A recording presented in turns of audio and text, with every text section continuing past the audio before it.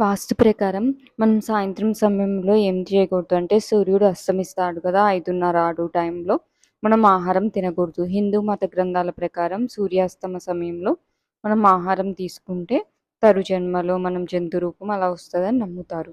ఇంకా సూర్యాస్తమ సమయంలో మనం ఆరోగ్యకరమైన వ్యక్తి మాత్రం కంపల్సరీ నిద్రపోకూడదు. దీనివల్ల ఏంటంటే ఇంట్లో ఆర్థిక సమస్యలు ఎదురవుతాయి. ఇంకా సూర్యోదయంటప్పుడు నూనె గోర్లు కత్తిరించుకోవడం వంటివి చేయకూడదు.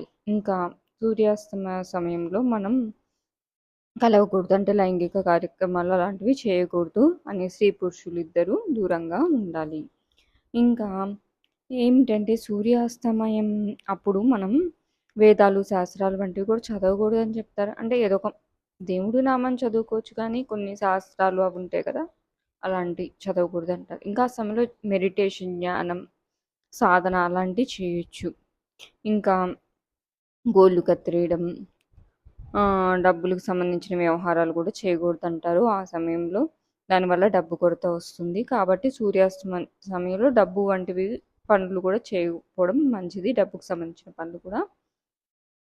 ఇంకా జుట్టు కత్తిరించడం, జుట్టు విరబోసుకొని తిరగడం వంటివి కూడా చేయకుండే మంచిది. మ్యాక్సిమం అయితే జుట్టు కత్తిరించకూడదు. ఇలా చేయడం వలన జీవితంలో అనేక సమస్యలు వచ్చి కష్టాలు వస్తాయి అని చెప్తారు. కాబట్టి ఇలాంటి పనులు చేయకుండా ఉంటే మనకి మంచిది.